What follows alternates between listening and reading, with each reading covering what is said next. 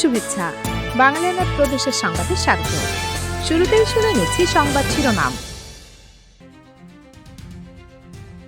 বিশ্বজুড়ে বসবাসরত মার্কিন নাগরিকদের জন্য বিশেষ সতর্কবার্তা জারি করেছে মার্কিন পররাষ্ট্র দপ্তর। চট্টগ্রামে বন্যার পানি নেমে যাওয়ার পর বাড়ছে পানিবাহিত রোগের প্রকোপ। ট্রাম্পকে বিশ্বের ১ নম্বর শত্রু ও জীবন্ত গণবিধ্বংসী অস্ত্র আখ্যা দিলেন গার্ডিয়ানের কলামিস্ট সাইমন টিস্টাল। ইতিহাসের সবচেয়ে ব্যয়বহুল ক্রীড়া ইভেন্ট হতে যাচ্ছে ২০২৬ বিশ্বকাপ ফাইনাল। এবার অন্যান্য সংবাদের সঙ্গে বিস্তারিত।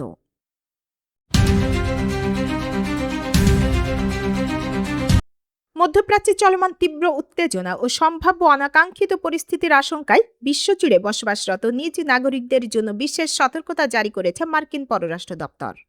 রবিবার প্রকাশিত এক জরুরি বার্তায় বিশ্বের যে কোনো প্রান্তে অবস্থানরত আমেরিকানদের অতিরিক্ত সাবধানতা অবলম্বনের পরামর্শ দেওয়া হয়েছে। পররাষ্ট্র দপ্তর জানায়, ইরানপন্থী গোষ্ঠীগুলো যে কোনো স্থানে মার্কিন নাগরিক বা স্থাপনাকে লক্ষ্যবস্তু বানাতে পারে। এতে আন্তর্জাতিক ভ্রমণ বিঘ্নিত ও বিমান চলাচল আকস্মিক বাতিল হতে পারে।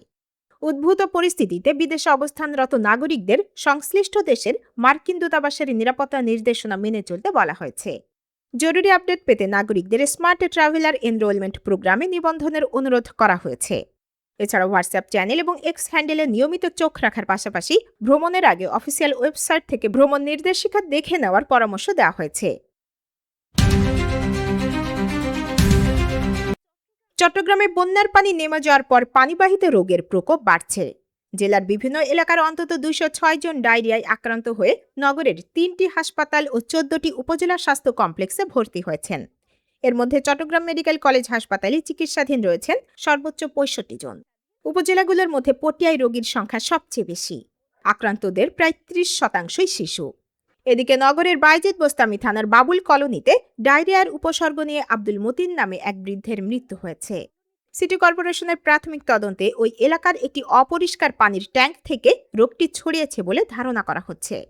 সিভিল সার্জন জাহাঙ্গীর আলম জানান, পরিস্থিতি এখনও নিয়ন্ত্রণে রয়েছে। বন্যা দুর্গত এলাকায় মাঠ পর্যায়ে মেডিকেল টিম কাজ করছে এবং এ পর্যন্ত ৬৫,০০০ পানি বিশুদ্ধকরণ ট্যাবলেট বিতরণ করা হয়েছে।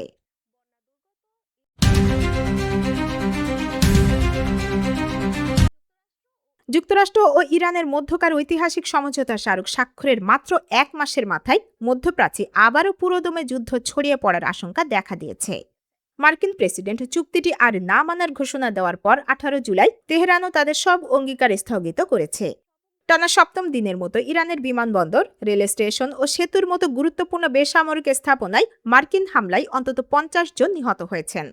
এর জবাবে কুয়েত, বাহরাইন, জর্ডান ও সৌদিতে মার্কিন ও বেসামরিক অবকাঠামো লক্ষ্য করে পাল্টা ক্ষেপণাস্ত্র ও ড্রোন হামলা চালিয়েছে ইরান। জর্ডানে ইরানের হামলায় ২ মার্কিন সেনা নিহত ও ১ জন নিখোঁজ হয়েছেন।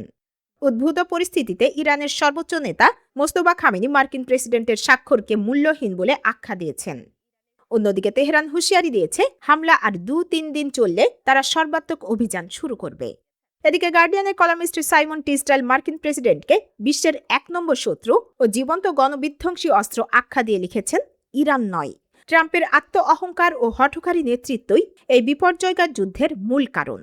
কোনো দীর্ঘমেয়াদী কৌশল ছাড়া মিত্র ও কংগ্রেসকে উপেক্ষা করে ট্রাম্প এই বেআইনি যুদ্ধ শুরু করেছেন, যা কেবল মধ্যপ্রাচ্যকে নয়, বরং গোটা বিশ্বকে এক অন্তহীন ক্ষয়িষ্ণু সংকটের দিকে ঠেলে দিচ্ছে।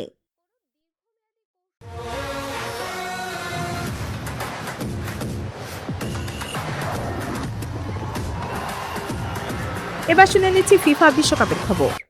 যুক্তরাষ্ট্রের মেটলাইফ স্টেডিয়ামে আর্জেন্টিনা ও স্পেনের মধ্যকার ২০২৬ বিশ্বকাপ ফাইনাল ইতিহাসের সবচেয়ে ব্যয়বহুল ক্রীড়া ইভেন্ট হতে যাচ্ছে। ফিফা প্রথম দফায় টিকিটের সর্বোচ্চ মূল্য $১০,৯৯০ নির্ধারণ করলেও পুনর্বিক্রয় বাজারে এর চাহিদা আকাশচুম্বী। টিকিট বিক্রয় প্ল্যাটফর্ম সিটগিক জানিয়েছে, ফাইনালের টিকিটের গড় পুনর্বিক্রয় মূল্য দাঁড়িয়েছে $১২,৭৫১, যা ২০২৪ সালের সুপার বোলের আগের রেকর্ডকে ছাড়িয়ে গেছে। বর্তমানে স্টেডিয়ামের ওপরের সারির সবচেয়ে সস্তা টিকিটের দামও প্রায় $৭,৬০০ থেকে $৮,০০০। বিশ্লেষকদের মতে, ফাইনালে আর্জেন্টিনার উপস্থিতি এবং এটি লিওনেল মেসির সম্ভাব্য শেষ বিশ্বকাপ ম্যাচ হওয়াতে টিকিটের দাম শেষ মুহূর্তে আবারও বেড়েছে। আন্তর্জাতিক ক্রেতাদের বিপুল আগ্রহের কারণে এবার প্রায় ১৯.৮% টিকিটই বিক্রি হয়েছে বিশ্ববাজারের ক্রেতাদের কাছে। উচ্চ মূল্য সত্ত্বেও ফাইনালের সব টিকিট ইতিমধ্যে বিক্রি হয়ে গেছে এবং 100 কোটিরও বেশি মানুষ টেলিভিশনে এই ঐতিহাসিক ম্যাচটি দেখবেন বলে ধারণা করা হচ্ছে।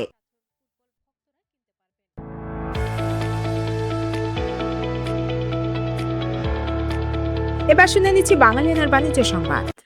সনদ জটিলতা ও দুর্নীতির কারণে হালাল বাজার হারাচ্ছে বাংলাদেশ। $5.2 ট্রিলিয়ন বৈশ্বিক হালাল বাজারে বাংলাদেশের রপ্তানি মাত্র 94 কোটি 30 লাখ ডলার। দেশের জটিল ও ব্যয়বহুল সনদ ব্যবস্থা এবং আন্তর্জাতিক স্বীকৃতির অভাবও এর অন্যতম কারণ বলে মনে করছেন রপ্তানিকারকেরা। 18 জুলাই বিসিআই আয়োজিত কর্মশালায় ব্যবসায়ীরা অভিযোগ করেন, ইসলামিক ফাউন্ডেশন ও বিএসটিআই থেকে সনদ নিতে লাখ লাখ টাকা ফি, দীর্ঘসূত্রতা রয়েছে। এমনকি মাঠ পর্যায়েও ঘুষের মুখোমুখি হতে হচ্ছে। আবার দেশে ল্যাব সুবিধা না থাকা পরীক্ষার সনদও চাওয়া হচ্ছে, যে কারণে বৈশ্বিক স্বীকৃতি না থাকায় বাধ্য হয়ে অন্য দেশ থেকে সনদ নিতে গিয়ে বিপুল আর্থিক ক্ষতির মুখে পড়ছেন তারা।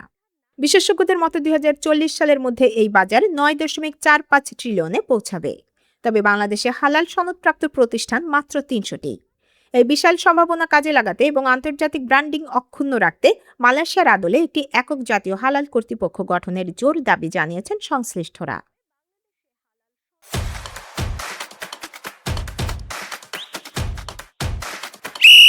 এবার শুনে নিচ্ছি বাঙালিয়ানার ক্রীড়া সংবাদ। ইসরায়েলি বাহিনীর গুলিতে আহত ফিলিস্তিনের জাতীয় ফুটবল দলের সদস্য ফাদি হামদাল্লাহ আল নাসান চিকিৎসাধীন অবস্থায় 18 জুলাই মারা গেছেন।